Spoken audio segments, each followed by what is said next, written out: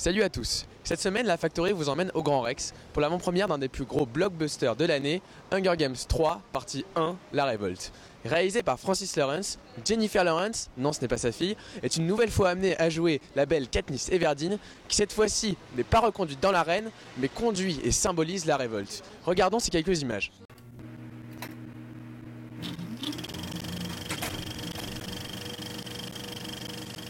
Mademoiselle Everdeen, ce sont les choses auxquelles nous tenons le plus qui nous détruisent.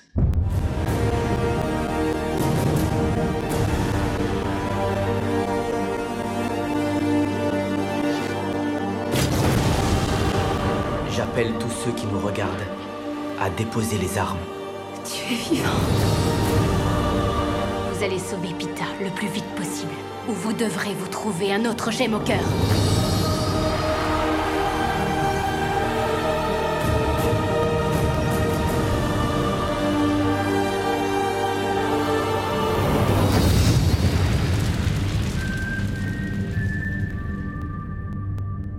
Vous avez pu voir que d'autres acteurs font leur entrée, tels que Philip Seymour Hoffman ou Nathalie Dormer, qui, nous vous l'avouons, ne nous laissent pas totalement indifférents.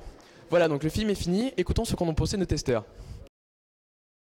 Bonjour, moi c'est Mathilde, j'aime Paris sous la pluie et les chocolats chauds. Salut, moi c'est Apolline, j'aime les Bella Vita et la poésie. Moi quand j'ai regardé le film, ça m'a vraiment fait penser à notre société. Dans le 1 et le 2, moi ce qui m'était venu à l'idée, enfin vraiment ce que j'avais ressenti, c'était que ce film mettait en scène une certaine civilisation, peut-être une civilisation du futur, mais en fait une civilisation très angoissante. Le pouvoir est contrôlé par les médias dans ce film et donc franchement ça m'a fait réfléchir. Au sein même de cette atmosphère, on voit qu'une révolte naît. C'est un film dynamique avec des révoltes et on peut rapprocher ça un petit peu des cours de Jean-François Chanet. Et cette étincelle, elle est portée par le personnage principal qui au début, qui finalement ne veut pas être la meneuse de la révolution. Katniss dans le 3 est encore plus belle que dans le 1, donc n'hésitez plus à lancer des événements, des révolutions, des révoltes, et c'est génial. En une phrase, tout se passe dans le 3. Alors, le film est fini, on va interroger quelques spectateurs. Donc les filles, qu'est-ce que vous en avez pensé ? Génial. Il est vraiment super. Ouais, génial, pareil. Il est bien, assez dynamique et pour autant, on a très envie de voir la deuxième partie.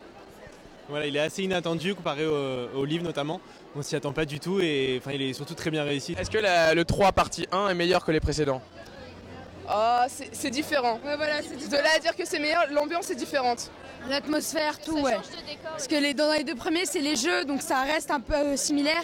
Mais là, c'est vraiment autre chose, quoi. Donc, ça change aussi de décor. Avant, c'était plus les jeux, l'arène, tout ça. Maintenant, c'est plus le district 13, un décor qu'on connaissait pas.